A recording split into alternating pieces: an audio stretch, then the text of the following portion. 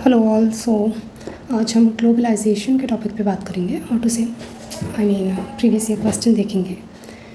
जैसा कि मैंने कहा था, पहले हमने लास्ट 2 वीडियोस में एक सेक्युलरिज्म वाला क्वेश्चन कवर किया था और एक आई थिंक अर्बनाइजेशन वाला। Now the next topic is globalization. So the question is critically examine the effect of globalization on the aged population in India. ठीक है, ये क्वेश्चन है। Just a second. यस, तो इसको हम कैसे स्टार्ट करेंगे, हम ज़्यादा टाइम वेस्ट नहीं करते, डायरेक्टली क्वेश्चन पे आ जाते हैं। ठीक है, बेसिकली क्रिटिकली एग्जामिन ये कह रहा है।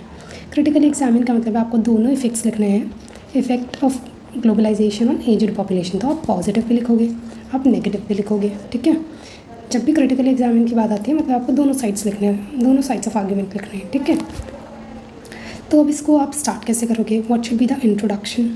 तो फर्स्ट ऑफ ऑल हम लिखेंगे दैट, तो कुछ इस तरीके का इंट्रोडक्शन आप लिख सकते हो that LPG reforms of 1991 have had profound impact on family system and intergenerational relationships including impact on aged population which forms 8% of the population of India. ठीक है, इस तरीके का कुछ इंट्रोडक्शन हम दे देंगे। इसमें डेटा भी आ गया, हमने इसे एक तरीके से बैकग्राउंड भी शो कर दिया। And then we will come up two impacts और to say effect of globalization. तो हम लिखेंगे इस तरीके से, we will give heading effect of globalisation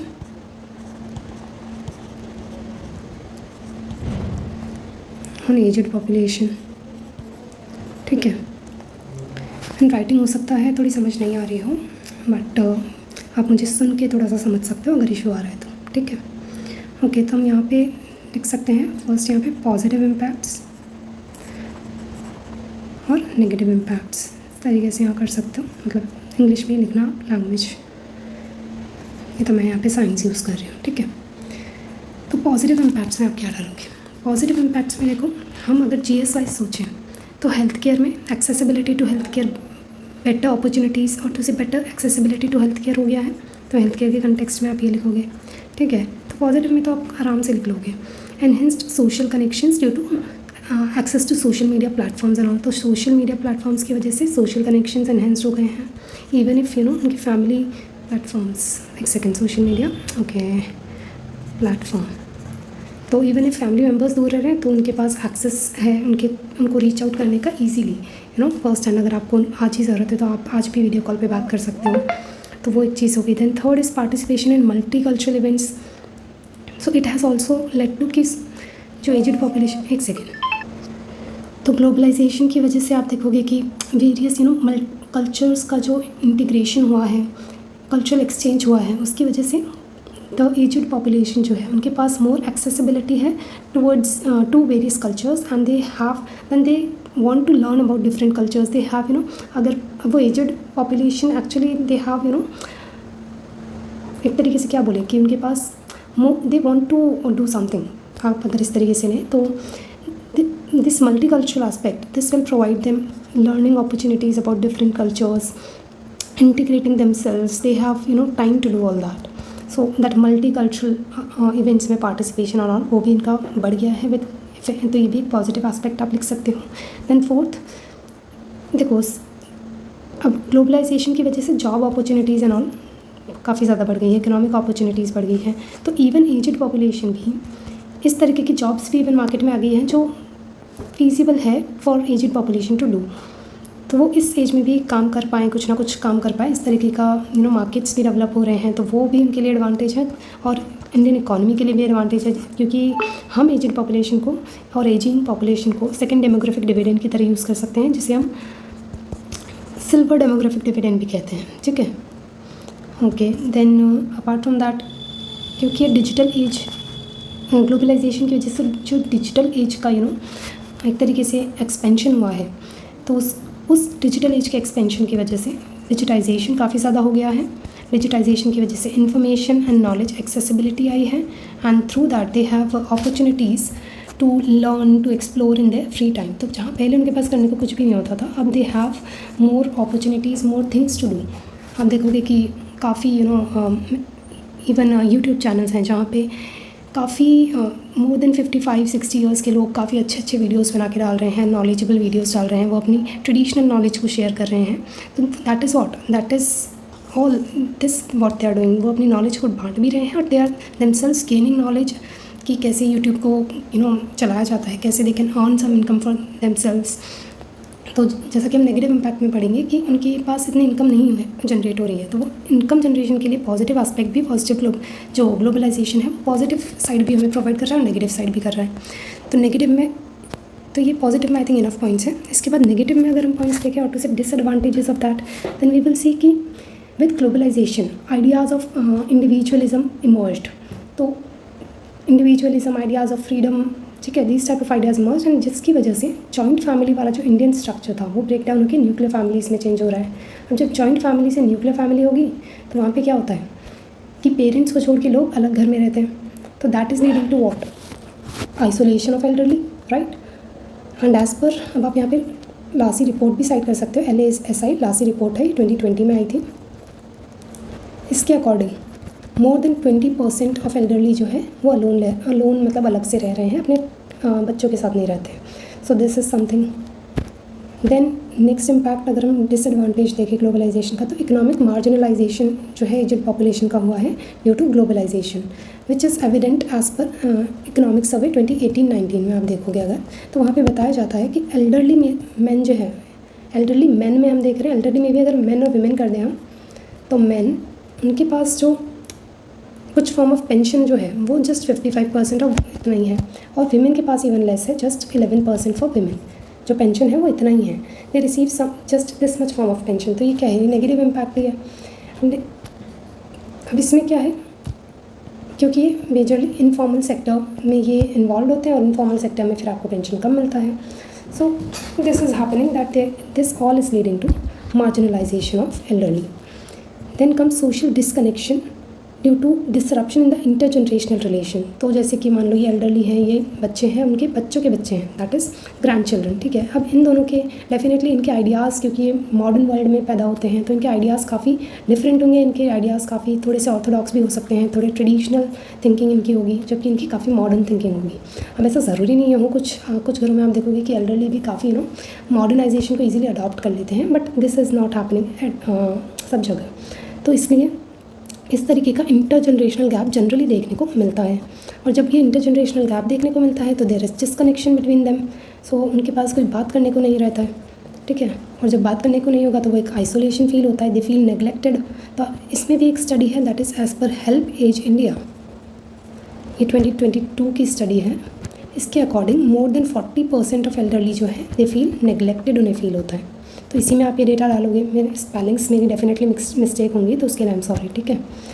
अब इसके अलावा आप डाल सकते हो cultural erosion of traditional values. तो ड्यू टू ग्लोबलाइजेशन जो ट्रेडिशनल वैल्यूज़ है, जैसा कि हमने यहाँ बताया ना कि उनकी ट्रेडिशनल थिंकिंग है, उनका जो ट्रेडिशनल वे ऑफ लिविंग है वो सब अलग है, मॉडर्न का अलग है। तो वही उसी ट्रेडिशनल इरोजन की यहाँ बात हो रही है, कल्चरल इरोजन की यहाँ बात हो रही है।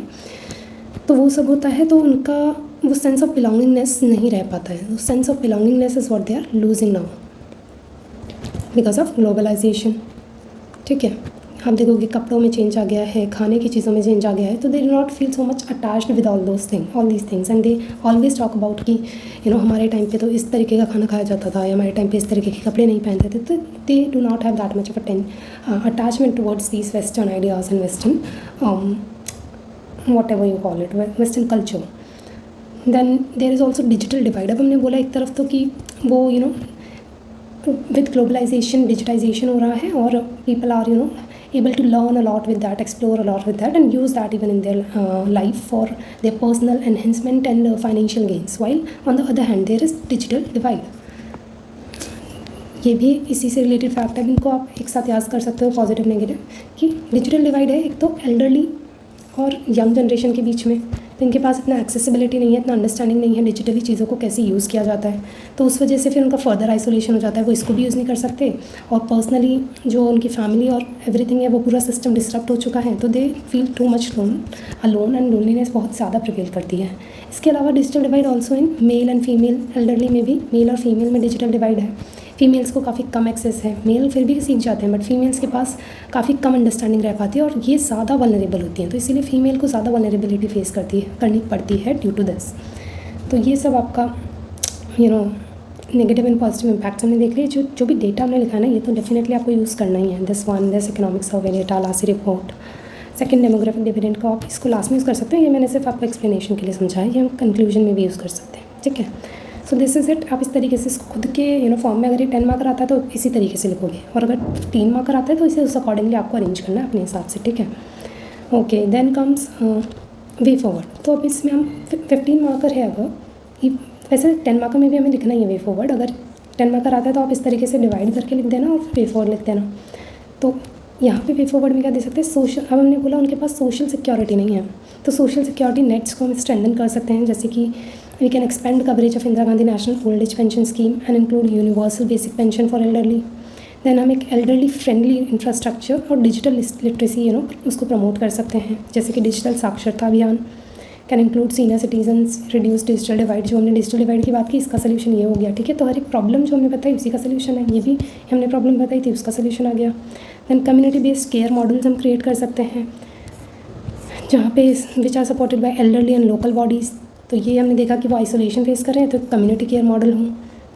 Then revival of intergenerational bonding, जो हमने बोला कि इंटरजनरेशनल गैप आ गया है, इंटरजनरेशनल डिफरेंसेस आ गए हैं इन रिलेशनशिप्स, तो वो प्रमोट किए जा सकते हैं, वो बॉन्डिंग को फिर से स्ट्रेंथन किया जा सकता है through awareness and educational campaigns for youth about elder care and their responsibilities. Like आपने काफ़ी सारे एड्स देखे होंगे, एडवर्टीजमेंट्स देखे होंगे, जहाँ पे उनके एल्डरली का जो पेन है, the problems they are going through, उन्हें हम उजागर करने की कोशिश करते हैं, उन्हें शो करने की कोशिश करते हैं और पीपल को अवेयर करने की कोशिश करते हैं, and to generate some kind of love towards their elderly people. तो इस टाइप की चीज़ें भी कुछ की जा सकती हैं। देन आप कंक्लूजन में लिख सकते हो, conclusion में you can write that as per Lassi report,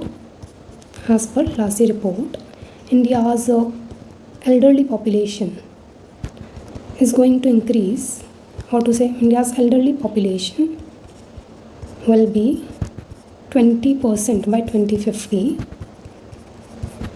and hence there is urgent need to explore policy dimension and make use of second demographic dividend to make Viksit Bharat by 2047। इस तरीके का इसको refresh करके आप थोड़ा सा, मैंने जल्दी में लिखा है इसलिए थोड़ा रीफ्रेश करके आप इसको लिख देना, और इस तरीके का कुछ इंट्रोडक्शन कंक्लूजन लिख सकते हैं। सो this is it for this question. इसी तरीके से हम कोशिश करेंगे और 2-3 क्वेश्चन ग्लोबलाइजेशन के लेने, क्योंकि ग्लोबलाइजेशन पे ऑलमोस्ट ईच ईयर क्वेश्चन आ जाता है। So that is it for today. Thank you so much. If you want me to make this series and continue this series, then please like and subscribe. Thank you so much.